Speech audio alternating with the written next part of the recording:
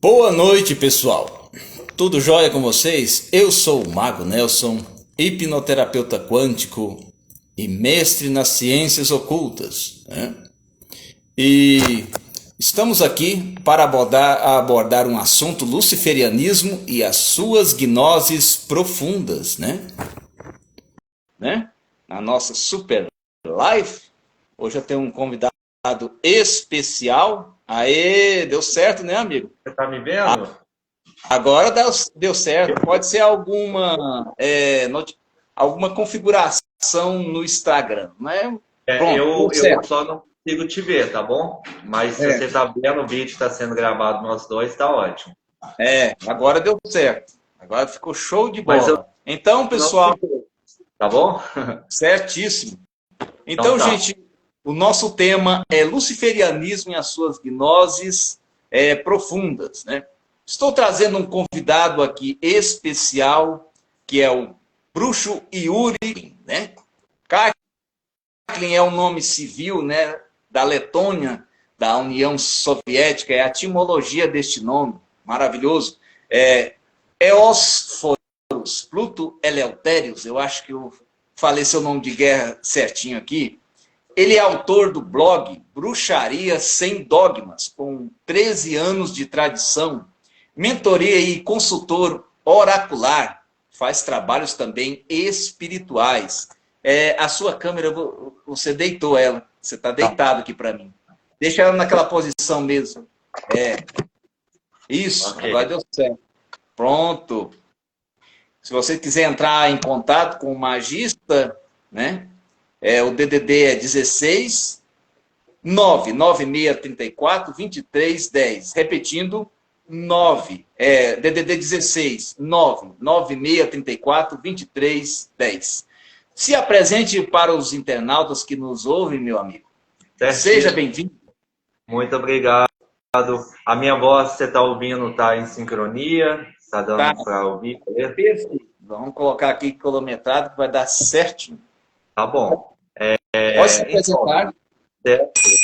Então, apresentar. Sou bruxo, né? Iniciado bruxo, mago e quimbandeiro em 2 de fevereiro de 2012. Completei agora 13 anos. Após 3 anos de iniciado e na caminhada, e quando eu já estava com alguma bagagem, aí eu criei o blog da Bruxaria Sem Dogmas, que existe há 10 anos, em que eu ensino magia, ocultismo, textos teóricos, práticos e rituais, né? Além de rituais clássicos, rituais autorais meus. A minha pegada bem forte é a criação de rituais, também a sigilação, técnicas de sigilação avançada de magia do caos, magia planetária, magia pantacular, e culminando na sigilação em hebraico, com gematria hebraica, cabala, também escrevo encantamentos em hebraico, e a criação de selos de entidades, né, a partir dessas técnicas de sigilação. Porque, por exemplo, se você pega um Daimon da Goécia qualquer, ele tem lá o seu selo, certo? Ele tem um poder intrínseco. E eu sou capaz de criar selos para diferentes entidades, tipo selos da Goécia, sabe? Correto. Mas com uma outra abordagem, que é pela cabala, sigilação hebraica. Você acaba fazendo igual nós magos também, temos os nossos próprios sistemas, nossos próprios sigilos, podemos criar isso. Quando igual você já vem de uma forma tradicional, igual eu, é alta magia antiga, eu trago muito tradicionalismo. Tá? Existem as modernidades que a gente vê por aí, mas eu procuro mais o lado tradicional, que eu me sinto assim, mais aceito até as deidades. Verdade. Então, o luciferianismo, no caso, vamos começar com a primeira pergunta. O Vamos. luciferianismo, ele começou assim ser visto, mal visto, não interpretado, porque as pessoas não têm conhecimento, como uma religião marginalizada, né? Como ela agora, que ela é da era moderna, né? Mas como que ela está sendo encarada de uma certa forma? Existe um progresso que, desde os anos 50 para cá, teve alguma evolução, uma aceitação maior? do luciferianismo nesta era atual, ao seu ponto de vista? Eu vejo essa ideia da religião ou doutrina ou filosofia marginalizada também comparável à bruxaria, né? A bruxaria sempre foi uma atividade, hoje uma religião marginal, né? Por exemplo, quando surge a Wicca na Inglaterra, né, por volta de 1950, ela surge e começa a se falar de bruxaria porque deixou de ser crime a bruxaria na Inglaterra nessa época. Então a gente está falando de muito pouco tempo. O luciferianismo vem junto com essa pegada.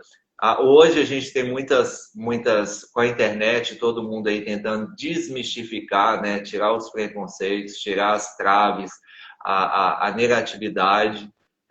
E ocorre da mesma forma com o luciferianismo. Se vai ser aceito perenemente ou não, isso não cabe a mim. Mas eu me sinto confortável enquanto praticante de uma religião ou de uma doutrina marginal. Para mim, eu não gostaria de tirar esse título, assim como é com a bruxaria. Entende? É mais aceito, mas a gente vê muita coisa esquisita. Então, por exemplo, aquele cara lá, o tal do Vanilla, se intitulava luciferiano, falava que era luciferiano e luciferianista e tal, e olha o que ele virou, olha a chacota que ele virou, agora virando crente. Né? Então, título, as pessoas querem um título e não condiz com realmente o coração, a mente, a vontade, a espiritualidade da pessoa, da mesma forma o satanismo. Da mesma forma o satanismo. Que muita gente se diz satânico e de repente vira pastor evangélico. E daí? E aí, o que adiantou essa sua afirmação? Né? E eu vejo tanto o satanismo, o luciferianismo, a bruxaria na mesma pegada marginal, embora haja tentativas de tirar essa marginalidade. Agora, o que eu vejo, ao meu ver, sabe, Ramazão, a internet, como é uma terra de ninguém, toda pessoa chega, abre um blog, abre um site. Tem muito cara que não tem uma vivência como nós viemos de uma tradição, são anos de estudo, de experimentos.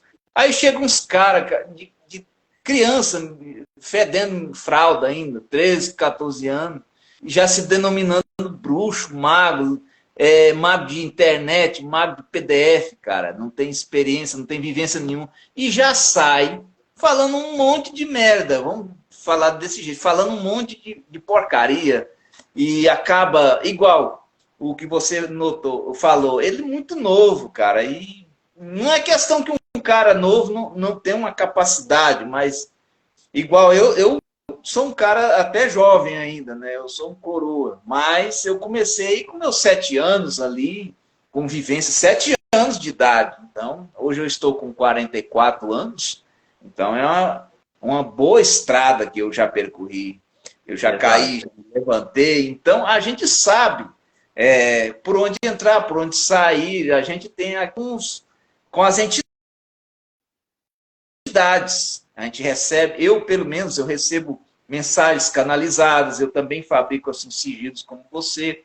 Eu tenho livros canalizados por daimons, que é coisas ainda que a gente pretende publicar. Mas então o que eu vejo é uma divergência ideológica. Gente que não domina um assunto e acha que sabe, e aí sai fazendo arruaça, lesando pessoas. Aí todo mundo generaliza, porque foi roubado. Como tem gente que paga o Pix, e aí o cara não faz trabalho, não faz nada, né? Aí acha que todo mundo é igual, né? E aí acaba complicando quem realmente... tá vendo o Yuri ali, tô vendo o Mago, né? Outro picareta lá, ó. Olha lá um picareta lá, agora ele tá com um chapeuzinho vermelho, né? Muita gente vê, mas um manto aqui, ó, não sabe a representatividade, né?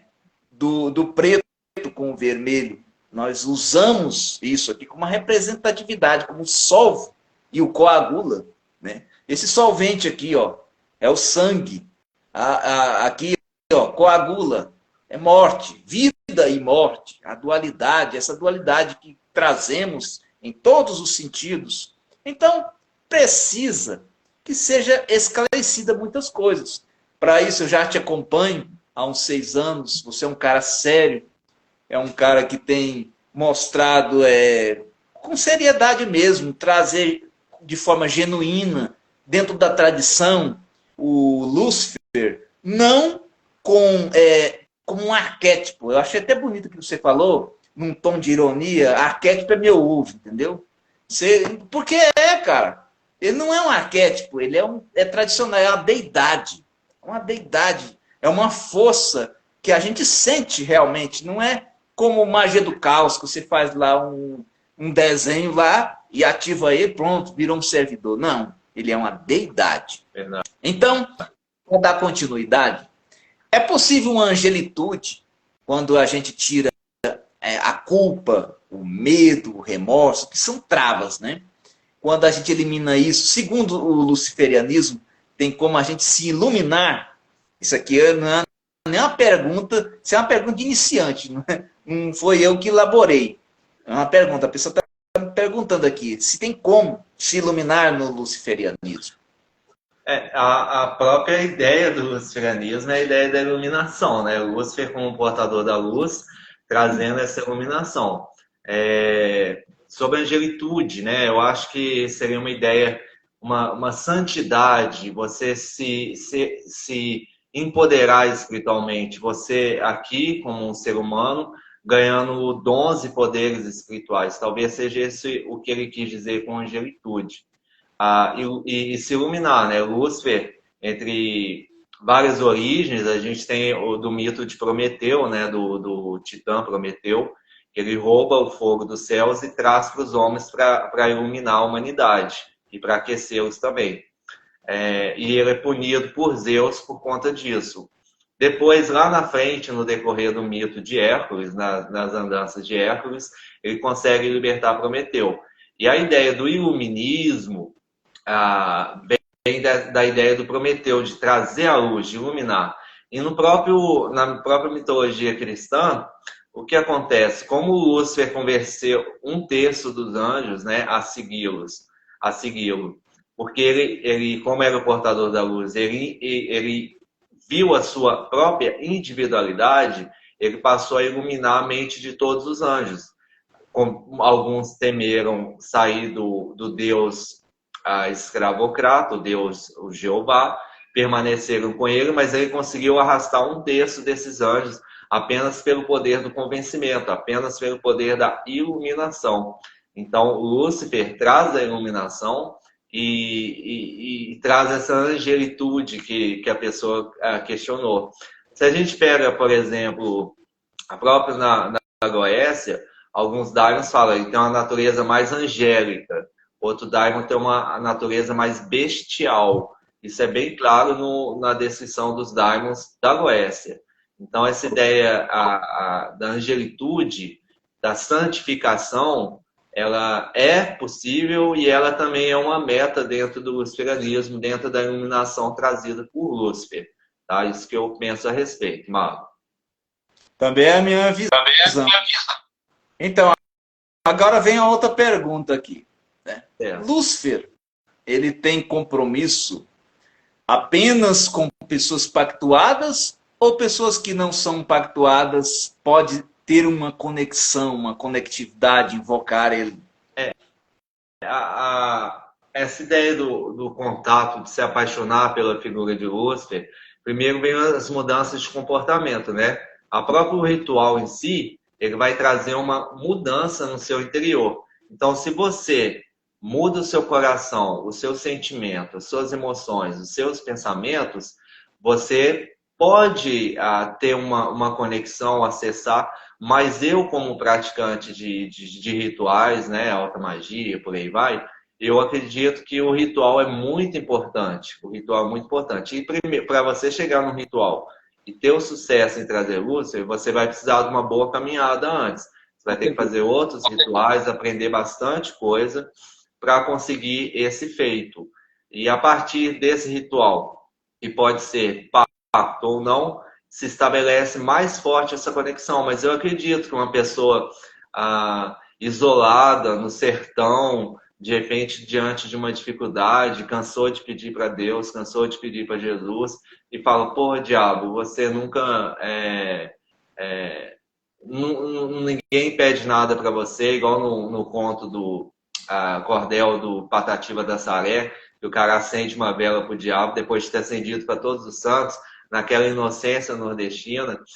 Eu acredito que a pessoa está lá diante de uma seca e já pediu para tudo, para o diabo, só cabe você agora, e de repente começa a chover. Então, essa conexão genuína pode acontecer e deve acontecer.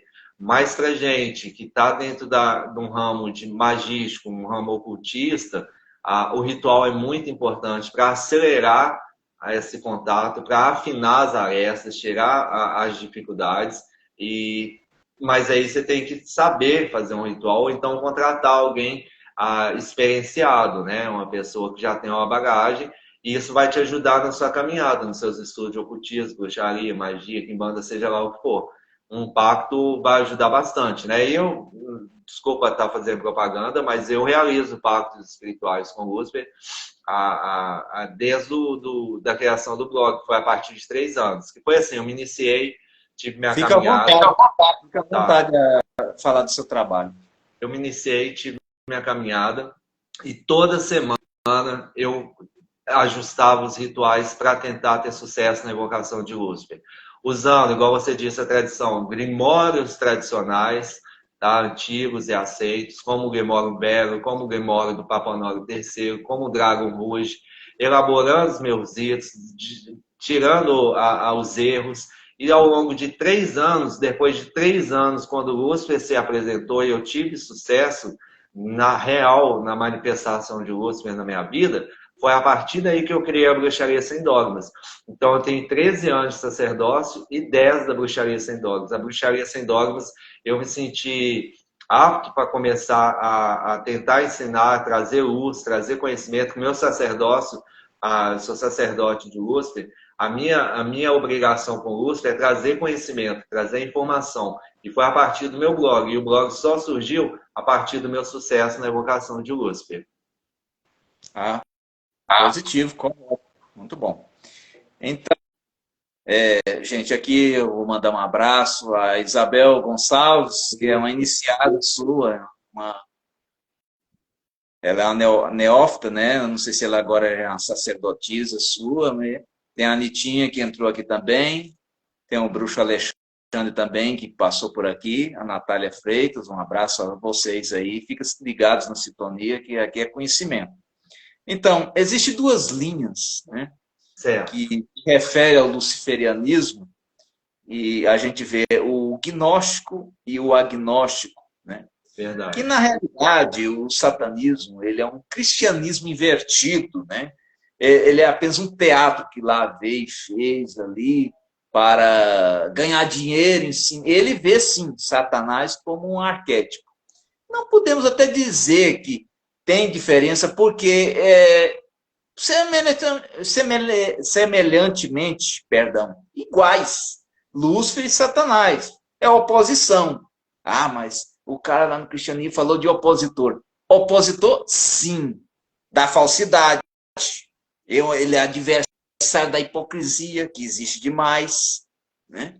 Da falsa realidade. Aí ele é opositor, sim. Que se pode fazer a mais, ele é rebelde, porque ele é livre. Você é livre, você não é obrigado a nada. Você sendo um luciferiano, você tem liberdade de entrar na tua escuridão para você se iluminar. Você tem isso, mesmo que você tem que respeitar, sim. Às vezes, a hierarquia, se você tem um mestre, alguém que te conduz, você tem que respeitar a hierarquia, porque tudo é por etapas, nada é do dia para a noite, mas você é livre para você estudar, né? Então, em termos gerais de questões aqui, né, e crenças, né, resumidamente, senão nós ia levar uma live inteira para falar sobre isso, mas me perguntaram aqui, e como eu tenho muita confiança no teu trabalho, me diz aí rapidamente, qual a diferença do luciferianismo gnóstico para esse satanismo, né, agnóstico aí, Certo. de lá? É bem citado. A ideia do satanismo agnóstico, né, ele surge com Lavey também por volta de 1950, por aí, na mesma época que aconteceu a descriminalização da bruxaria na Inglaterra. Eu não sei precisar ao certo a data, mas nos anos 1900 aos anos 2000, né? E vem Sim. com a ideia Se de tornou tudo é um forte nos anos 60 que ficou símbolo. a Bíblia satânica, a igreja de Satã, surgiu. Foi tudo na mesma época, tudo na mesma época. E o que é a ideia? O que eu penso de fato, Mago Nelson? A ideia vendida, esotérica com X, tem o esotérica com S, que é só para o grupo, para os iniciados, para quem já está avançado. E o esotérico com X é o que é divulgado ao público. Então ele veio com a ideia de que vamos trabalhar símbolos, vamos trabalhar o psicodrama, que é uma das técnicas de terapia, usar termos de psicologia, de arquétipos, de símbolos. Se propõe que a partir dessas mudanças psicológicas você terá uma mudança, você mudando, você muda o seu exterior, mas eu acho que isso é tudo uma grande balela, sabe? Porque quem vai avançando, muita gente aí que segue satanista de Lavey, agnóstico, que não acredita nos seres espirituais, não acredita na vida após a morte, muitas dessas pessoas que seguem as ideias de Lavey, é muito confortável essa ideia de que é tudo força da nossa consciência. É possível ter uma mudança? É. Só que eu acredito que nos altos níveis, e o próprio Lavey sabia disso, vê que o buraco é mais embaixo, que você começa trabalhando como forças da sua consciência e de repente começa a acontecer fenômenos estranhos, sonhos estranhos, efeitos poltergeists, aparições. E aí você vê que, porra, aquilo ali existe sim, não é só força da minha mente. Só que aí já é tarde demais. Então, uma ideia para rebanhar as pessoas através da ignorância, que é uma ideia anti-luciferiana. O luciferianismo traz a iluminação e a verdade, de fato. Certeza. E eu acho que essa igreja de Satã de Lavey e tudo mais é uma forma de atrair o máximo de gente possível. Quando a pessoa já vê que as coisas existem, já é tarde, ela já está bastante envolvida. E eu acho que é uma forma disso, de atrair as pessoas. O próprio Michael Alquino, um dissidente da igreja de Satã, ele cria o templo de Sete. E é a mesma ideia do Lavey, só que com a ideia de que é real, o diabo é real, as almas são reais, a espiritualidade é real. E é um cara que saiu da igreja de Lavey, ele tinha alto cargo lá. Então, assim, isso para mim tem o esotérico com X, o que é divulgado, e o esotérico com S, que é o que fica interno. Então, para mim, é uma grande balela que no final a pessoa descobre que as coisas. Descobre que o buraco é mais embaixo, vamos dizer assim. Pois é, porque ele, na realidade, ele fez uma compilação de muita coisa, né? O luciferianismo de Aleister Crowley, que foi um cara que tem gnose, você vê que ele experienciou na pele, sentiu na pele contato até com seres superiores. Ele chegou no seu apogeu de iluminação, né? Eliphas Levi e outros. Ele fez nada que compilações de alguns grimórios, né? Ele fez umas comparações, então é balela mesmo. Dando continuidade. Só uma observação, isso é o satanismo moderno, de Lavey. Sim. Mas muita gente bacana, interessante, trabalha com satanismo tradicional. A ideia mesmo ali do diabo opositor da igreja, toda aquela coisa, mas isso remonta ao quê? Aos tempos inquisitoriais da bruxaria, em que as bruxas eram acusadas de pactos e acordos com demônios, de obter favores com demônios. A ideia do satanismo tradicional ele tem muito a ver com a bruxaria pagã tradicional que remonta aos tempos inquisitoriais. Então também existe um satanismo gnóstico. O satanismo agnóstico é o do Lavey. E até no luciferianismo, que teria essa ideia para diferenciar, que seria gnóstico, a gente nada impediria uma pessoa criar uma filosofia luciferiana agnóstica também, tudo como símbolos, assim como Lavey, mas esquecendo a parte de oposição à igreja, esquecendo a igreja e uma outra pegada. Tudo é permitido. Nada é verdadeiro. Verdade. A gente sabe muito bem, né, que Lúcifer, ele não é um arquétipo, ele é uma deidade, né? Isso. Aí, o Exu, Lúcifer, eles são a mesma coisa? Para mim, eu sei que não é, né? Não é a mesma coisa. Você, como sacerdote de Quimbanda, nos fale como surgiu um pouco a ideia do Exu Lúcifer e seu trabalho de atuação no meio da Quimbanda.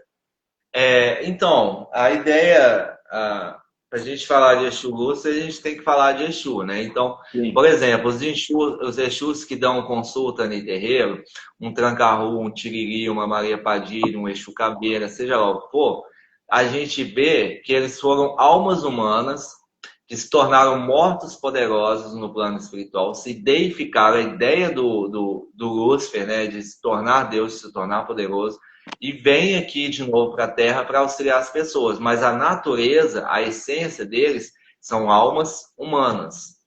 Em contrapartida, os orixás, e inclui também Exu Orixá, são, do igual você disse, Lúcifer, é uma divindade, uma deidade.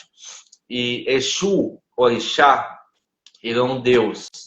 Ele não tem alma humana. Exu, Catiço, Tranca-Rua, seja lá o que for, ele é uma alma humana que se tornou Deus, vamos dizer assim, que se deificou, se tornou poderoso, que rompeu com a roda da reencarnação.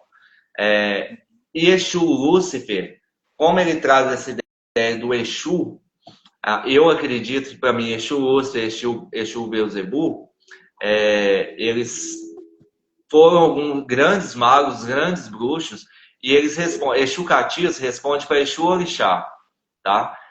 Exu Lúcifer, ele vai responder tanto para Exu Orixá como para Lúcifer, deidade, que vem de outros panteões, de outras ideias.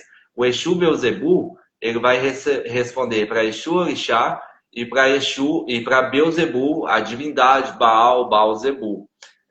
Então, há na Quimbanda uma influências externas, não só africanas, igual no Candomblé e na Umbanda.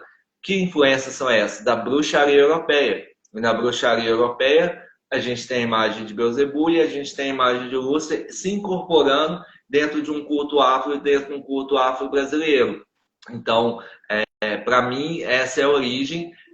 E o Exu Lúcifer é poderoso, é maioral, e ele, todos os Exus, para mim, respondem a Exu Orixá, só que esse Exu, o Exu Lúcifer, responde também para o Lúcifer, vindo da bruxaria europeia, assim como Beelzebub, Exu Beelzebub também.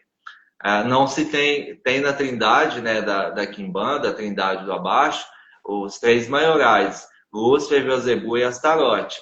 Já Astarote, não existe um Exu Astarote.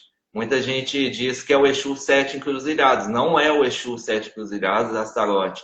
Exu Sete Encruzilhadas pode ser um Exu grande, maioral, igual Exu Lúcifer, Beelzebub, mas ele responde a Exu, Orixá e a Astarote, vindo da bruxaria europeia. Não existe um Exu Astarote, mas existe na trindade do abaixo, dentro da Quimbanda, Lúcifer, Beelzebub e Astarote. Essa é a minha opinião, Mário. Perfeito.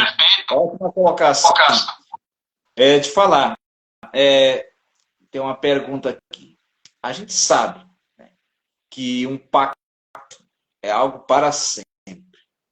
Mas estão perguntando aqui, o pacto com Lúcifer pode ser desfeito? Um assunto complicado, porque desfeito, quando a gente pensa desfeito, a pessoa fez um pacto, ou vai tentar um ritual para fazer um pacto, a gente pensa só num tempo, que é muito curto em relação ao tempo do universo, da existência humana, nessa vida. Mas eu não sei se afirmar se alguns pactos e acordos não podem ser quebrados ao longo da eternidade, no mundo espiritual, reencarnando. Eu não sei determinar se em algum momento isso pode ser quebrado ou desfeito. Mas se você, por exemplo, meu pacto com Lúcifer, trazer conhecimento, se eu começo a descumprir isso, não cumprir a minha parte do acordo, por que Lúcifer vai continuar do meu lado, que foi acordado dentro de um pacto? Então, eu quebrando a minha obrigação, eu acho que eu quebro esse elo e não é só, quebrei o elo. Às vezes você pode arrumar um grande inimigo, um inimigo com forças descomunais, né? Então, o crente acredita que pactos são desfeitos e tudo mais. Se você desfaz um pacto com algo tão forte, talvez um pacto com algo muito mais forte também seja melhor. Então, um crente saiu e se entrega lá a Jesus e tudo, e cria aquela. Então, é muito complicado. E eu acho muito. Acho que a origem da pergunta, se pacto pode ser quebrado, eu acho que é justamente o medo das pessoas de fazer um pacto e ter um arrependimento no futuro. Então, a decisão no pacto tem que estar muito certa, muito firme. Se a pessoa já tem um monte de medos, é melhor ela não realizar um pacto. É melhor ela não realizar um pacto. Agora, se vai durar eternamente, se daqui a outra encarnação que é quebrado e tal, eu não sei. E ninguém sabe. Eu também concordo. Eu posso falar alguma coisa aqui por canalização, tá? O que eu aconselho? Tem gente que fala, eu quero fazer um pacto com Lúcifer para melhorar de vida, ou o que seja. Eu sempre aconselho, não cai de paraquedas. Você tem certeza do que você está fazendo? Principalmente o pacto. Tem que saber que tipo de... Como foi feito o pacto. Agora eu vou dizer principalmente o de sangue. Que você faz um pacto de sangue. Um acordo. O acordo é algo que você... É como uma barganha que você faz. Tem que ser bom para a entidade, como para você também. Né? E ele é muito sério. E é para sempre. Eu sempre falo, gente, pacto é para sempre. Mesmo que a pessoa entrou, supondo, na minha hora, supondo, se iniciou, eu falo. Mesmo que ele saia, ele continua iniciado. Né? E digamos que Lúcifer deu um carro importado, deu uma casa para ele, deu riquezas e tudo. Aí ele se afasta. Mas ele continua ligado. Mas aí ele vai ser castigado, porque Lúcifer é justiceiro. Vai tirar tudo que deu para ele. Tira o carro, tira a casa, tira, e vai penalizar ele de uma certa forma, porque não é brincadeira. E para ele entrar nesse universo, a gente avisa, é uma estrada sem volta, Lúcifer não é brincadeira, você tem certeza? É uma coisa para sempre, meu amigo. Você está formando um compromisso aqui. Não é coisa de igreja que você aceita Jesus lá e sai, entendeu? E fica tudo bem, entendeu? Porque Jesus age muito com misericórdia. Agora, Lúcifer é muito do lado da justiça. Justiça mesmo e justiça cega. Justiça cega mesmo, da balancinha mesmo. Não é meio termo, entendeu? O luciferiano, ele não tem esse negócio de meio termo, entendeu? Traiu, ele logo vai à puta que vai se foder. Ele fala logo assim, não tem perdão, não tem segunda chance, não. Porque uma cobra, ela apenas troca de pele, mas continua sendo uma cobra. Essa é a visão de um luciferiano. Verdade, Né? verdade. E eu passo logo a real assim, como que Lúcifer age. Esse é o caráter dele. Não é de brincadeira, ele é sério, ele é justiça, ele é a mão esquerda de Adonai. Ele não é um anjo caído, como muitos falam por aí, né? Ele é a mão esquerda de Adonai. O que Adonai não pode fazer, ele faz. Ele é para isso. Ele é um ser ascensionado, iluminado, tanto na luz como na escuridão. Então, os Exus, tem gente que fala que não. A Umbanda e outras vertentes, às vezes fala que Lúcifer não é demônio. Né? Mas nós que passamos pela Quimbanda, você também é um sacerdote, a gente sabe que não é assim. Existe uma sincronização, sim. Um din. Os Exus mesmo, eles são dins. Esse nome que às vezes eles se pegam como um tranca-rua, que a gente sabe que ele é um din takmate, e outros mais são dins, que são gênios árabes, né? Vêm de uma cultura mais árabe. Eles têm uns nomes. Eles aceitam. Tranca-rua, ele aceita ser chamado de tranca-rua das almas, tranca-rua de Imbaré, e por aí vai. Né? Tranca-rua das sete encruzilhadas. Né? Pode ter vários arquétipos que se coloca ali em cima, mas ele é somente um ali, um din ali. Então, a gente sabe que tem a sincronização. na Umbanda não vai falar do Exu Carniça, que ele existe, o Mazufia, né? Que é o demônio gargalhada, que é usado na quimbanda, Exu quebra-ossos, e assim como vários outros Exus que não são citados na Umbanda, mas a gente sabe que existe. Então, eu queria que você desse um parecer. Exus, aqui é uma pergunta de um internauta, Exus são demônios ou, ou isso é apenas alguma referência mal interpretada? E também, dentro dessa pergunta, aqui está falando, não, isso aqui pode deixar para depois, pode dar um parecer sobre os Exus, aí, se eles são Eu, demônios. eu respeito a sua opinião, igual você disse que esses Exus são jeans. Para mim, jeans é a mesma natureza de um daimon, o mesmo conceito. Mesma coisa.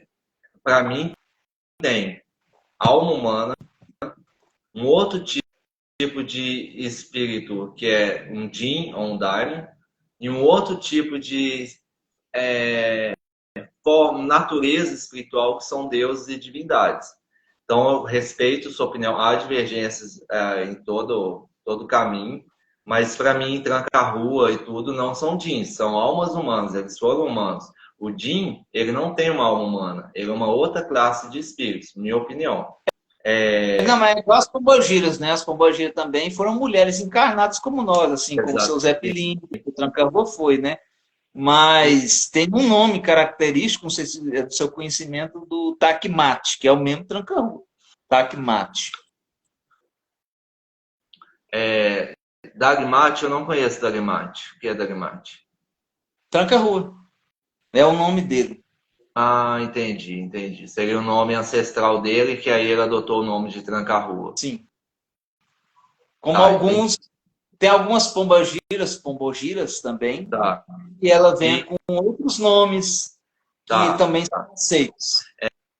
E a pergunta sobre Exu, se Exu são demônios. Então, aí eu já disse. Exu, se você pega Exu Orixá, é um deus, é uma divindade. Se você pega Exu Cartiço, é uma alma humana.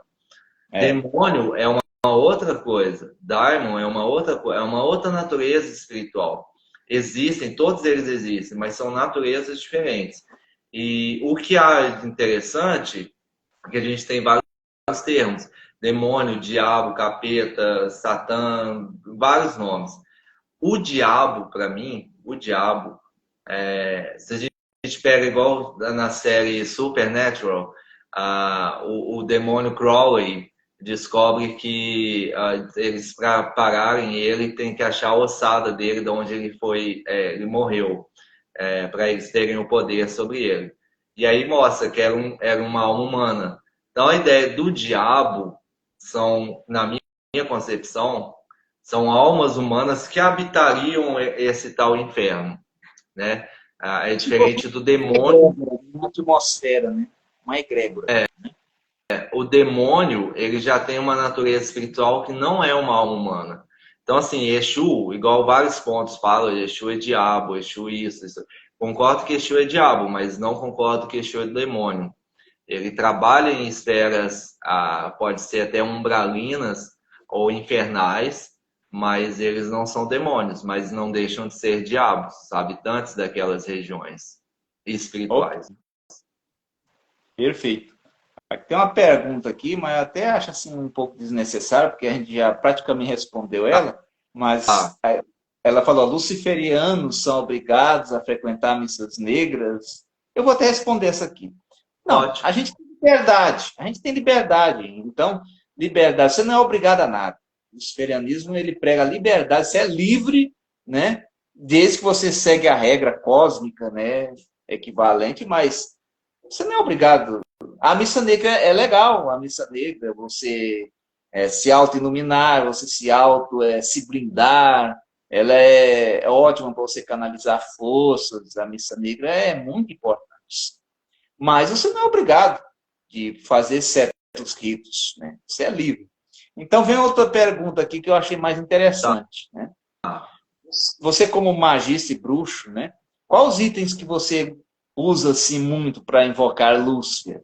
Itens assim nos rituais, além da E tem velas.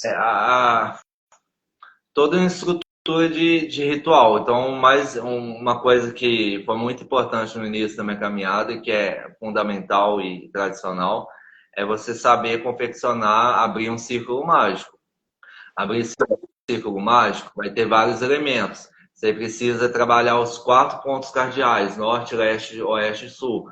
Em cada ponto cardeal, seja qual círculo mágico você está fazendo, seja na Goécia tradicional, seja na Goécia luciferiana, seja dentro do ritual pagão de trazer alguma divindade pagã, seja qualquer tipo de círculo mágico que você crie, tem esses pontos cardeais que são importantíssimos. Lá habitam os guardiões das torres de observação, que dependendo do ritual pode ser um anjo, pode ser um daimon, pode ser um elemental, pode ser um deus. Até na mitologia greco-romana, um vento, tem o vento do norte, do sul, do leste, do oeste, uma estrela dentro dos ritos da Mesopotâmia, na magia estelar. Então, é necessário firmar muito bem os 4 pontos cardeais, abrir portal. Então, eu preciso conhecer o pentagrama da terra, fogo, água e ar. Dependendo da magia, você precisa do hexagrama, tanto de elemento quanto de planetas esotéricos. Você tem toda a ritualística, existem passos, existem palavras a serem ditas, existem gestos, existem um monte de coisa que compõe um ritual cerimonial, uma magia cerimonial dentro de um círculo mágico. E aí vai existir a chama da vela, ou vai existir um bastão, ou um atame, uma varinha, uma espada.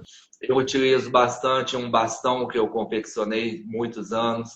Então você pode usar, na falta de um atame, até uma faca. Você desinfeta a faca, consagra a faca, uma faca normal mesmo. Tudo é possível dentro, sendo você sabendo abrir portais, abrir e fechar portais. A lógica do círculo mágico, além de proteger o magista, ela é a intenção de abrir o portal certo para trazer a entidade certa. E não, se você faz um ritual sem preparo, você pode atrair um outro ser que não é quem você está invocando ou evocando.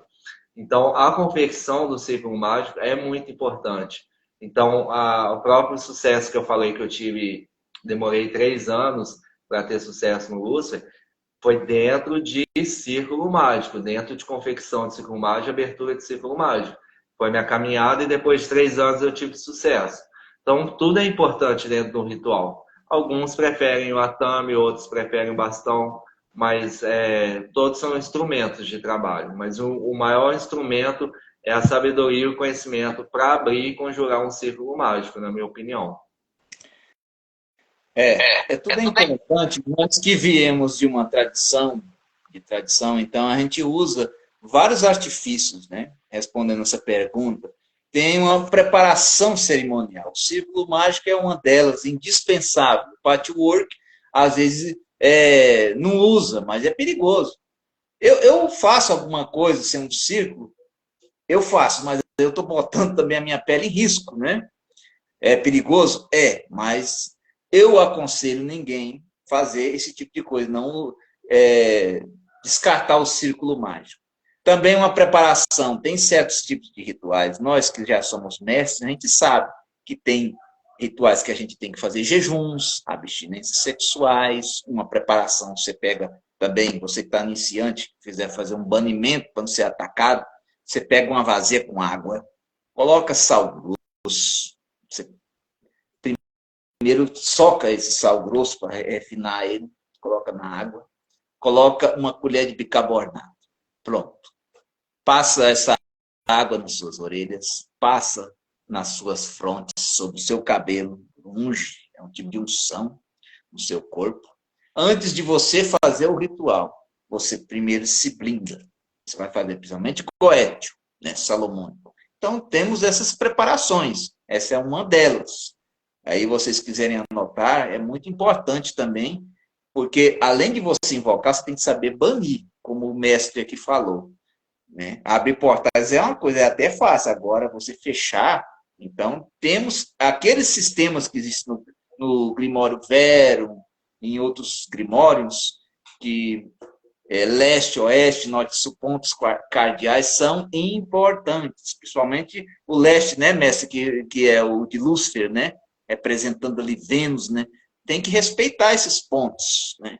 São coisas que outros magistas fez experimentos e deu certo, por isso que escreveram, né, escreveram, anotaram tudo, porque eles experienciaram tudo aquilo.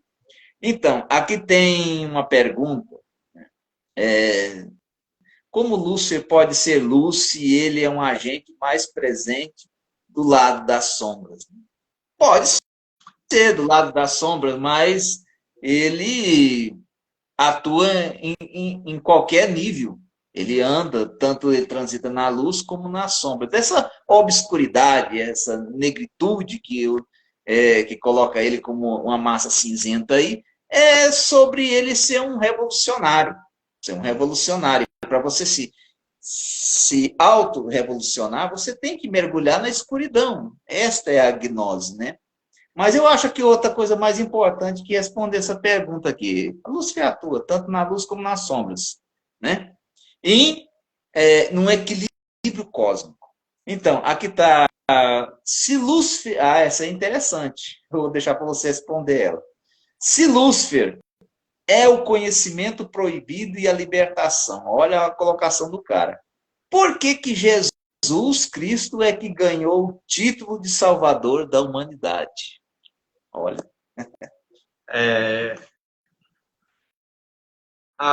Jesus, né? Então, assim, se você pega Lúcifer, ele está relacionado à estrela da manhã, depois a gente pode até falar sobre isso, que é Vênus, e a demonização do astro Vênus. Há várias passagens, quando vai se tratar de Lúcifer, Satanás, Diabo, fala da estrela da manhã. E o interessante é que no Apocalipse, quando está acontecendo os fenômenos do Apocalipse, Jesus volta, é dito: eu sou a estrela da manhã e a resplandecente, eu sou a raiz de Davi e a resplandecente estrela da manhã. Jesus se afirma assim, ele sendo a estrela da manhã, sendo que em toda a Bíblia a estrela da manhã está relacionada ao diabo, a Lúcifer. Então, assim, Jesus ele vem trazer um outro conforto, uma outra questão.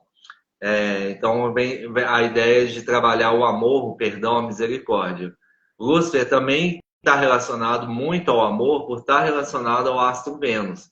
Mas ele vem trazer a consciência. Enquanto Jesus está trabalhando o coração, o Lúcifer está trabalhando a mente, a ideia, a inteligência. E igual você disse que ele é a mão esquerda de Adonai, né? Então, dentro dessa visão que você expõe, tudo é instrumento de Deus. Então, Jesus e Lúcifer não são inimigos, opositores, eles estão ali como instrumento de Deus, dentro de uma visão do judaísmo, porque no judaísmo não existe nada que se oponha a Deus. O cargo de Satã é ocupado por qualquer anjo que acuse os pecados da humanidade diante do Deus deles. E Jesus vem trazer a limpeza dos pecados, né? Do perdão, da misericórdia. Então é bem complicado o que um oferece e o que o outro oferece. Por que Jesus oferece esse tipo de salvação e Lúcifer oferece? Porque são seres distintos. Mas se você pegar dentro do judaísmo, dessa ideia de mão de Adonai, todos são instrumentos de Deus. Nada, todos os seres são parte de Deus. Nada supera ou vai contra Deus. Dentro da minha visão pagã, eu não acredito em um único Deus. Eu acredito em vários deuses. Eu sou politeísta. Também sou politeísta. Na mitologia greco-romana, na mitologia egípcia, Sim. Dentro do candomblé, dentro do iorubá. E para mim não faz muito sentido essa ideia de um Deus único e tudo sendo instrumento. Eu acredito que são deuses e existe uma hierarquia horizontal, não existe ninguém acima, ninguém abaixo.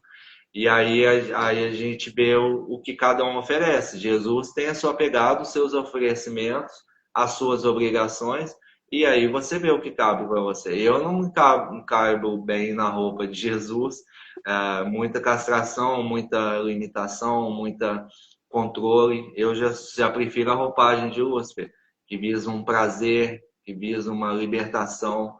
Então aí as pessoas escolhem o que elas querem para a vida delas. Cada um oferece uma coisa. Então, complementando a sua pergunta, eu não quero ser ovelha, ser controlado, ser um covarde e aceitar as Tem coisas, gente né? que quer. Eu quero ser um lobo, cara, lutar até o fim. Aí o que acontece? Eu tive uma conversa numa viagem astral conosco. Viu? Veja só que interessante, eu falei assim, você é um anjo caído? Não sou anjo caído. E Jesus, como é Jesus nessa história toda?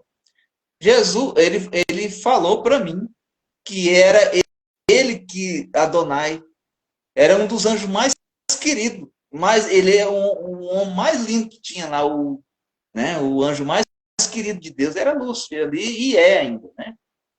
Mas, como os anjos têm um livre-arbítrio, eles tinham sim de escolher também as coisas. Ele falou, olha, eu escolhi você, desce lá, você se encarnar, a condição, aceitar essa condição de ovelha. Eu aceitar a condição de ovelha? Não, não aceito não. Ele disse que era para ele ser Jesus, vindo. Aí Jesus já tomou essa parte e veio. Tanto que muita gente está esperando Jesus voltar. Jesus não vai voltar, cara. Tem muita gente enganada por aí. Ah, Jesus está voltando. Jesus não vai voltar, cara. Jesus já veio, já fez o que ele tinha que fazer. Entendeu? E se vai haver a representatividade, o véu vai se rasgar, muita coisa vai aparecer, as pessoas vão se surpreender de ver Jesus, né? E Lúcifer juntos, que na realidade o nome cósmico é Sananda. Jesus é Sananda e Lúcifer é o mesmo comandante Astar, entendeu? São seres ascensionados. Porém, um aceitou essa condição de ser ovelha e o outro a condição de ser lobo. É simples. E você tem livre-arbítrio para isso.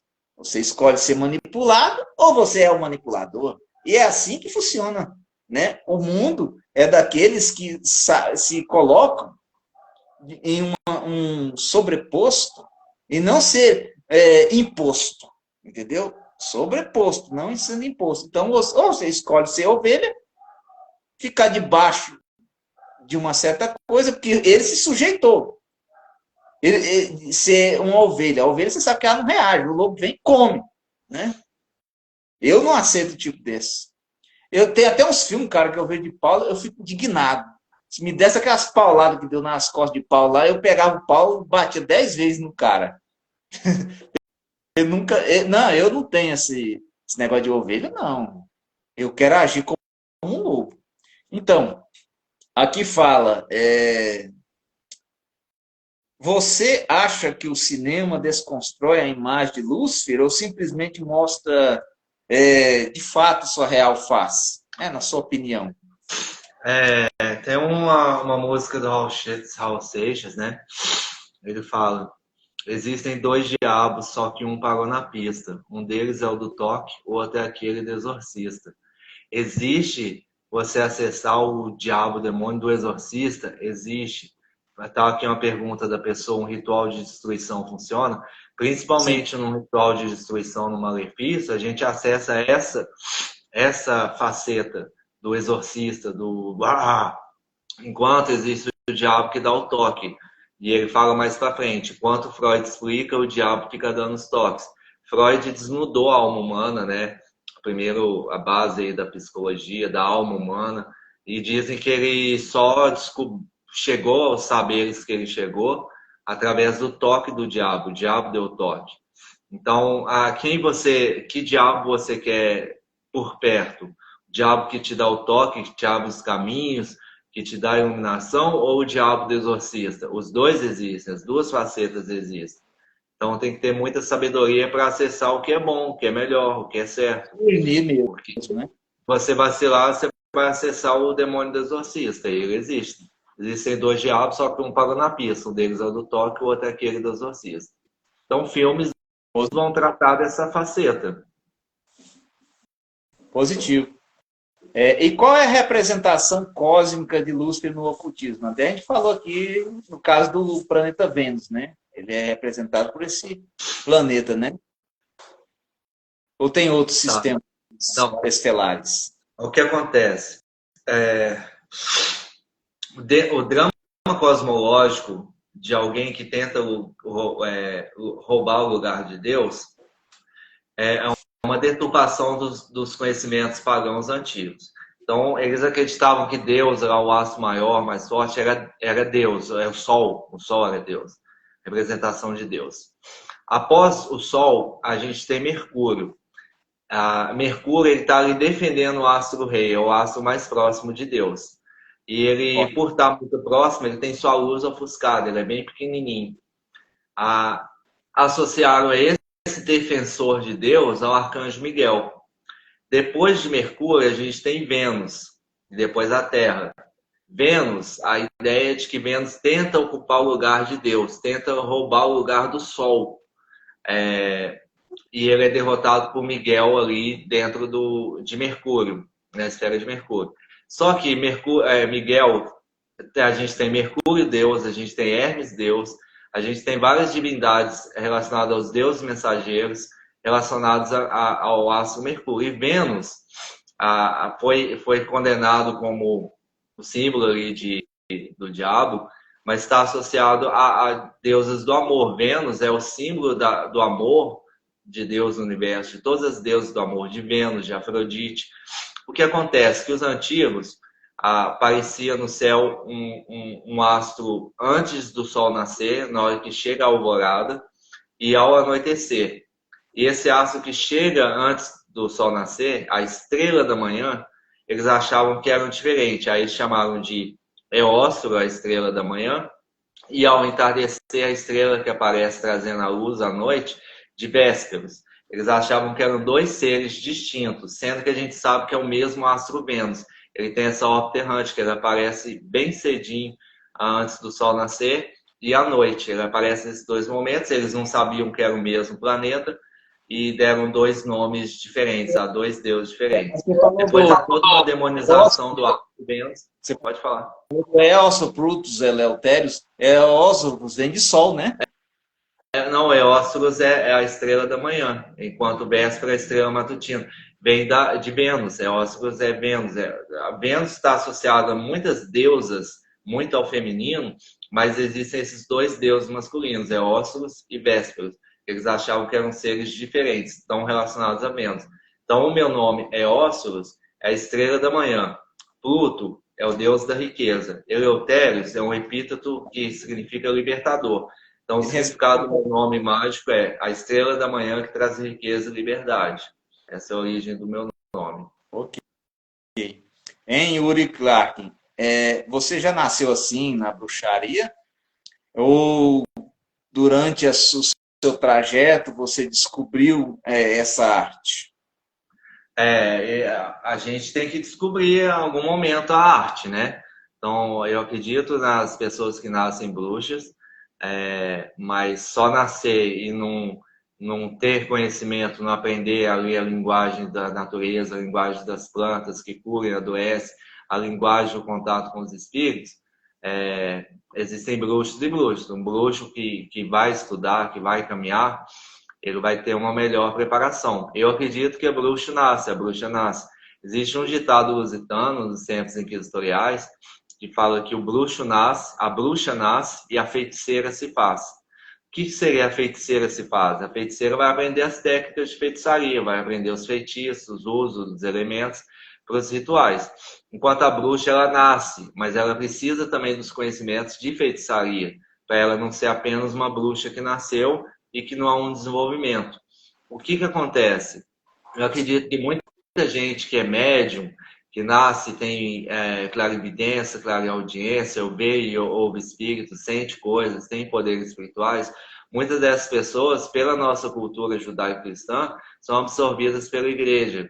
E principalmente aqui no Brasil, pelo kardecismo, que é cristão, né? Então, essas pessoas meio atormentadas, que precisam de uma orientação espiritual, muitas delas caem como na mesa branca, como médium, a kardecista. enquanto que se ela descobrisse o caminho da bruxaria nesse negócio, ela ia se identificar como bruxa. Então tá cheio de médium aí que são bruxos e negam isso e estão numa outra vertente por falta de não ter o acesso à informação. Então, eu acredito que o bruxo nasce, são os mesmos médiuns dos terreiros kardecistas, mas... Nosso primeiro bloco está acabando aqui, tá. viu? Aí eu vou entrar aqui, vamos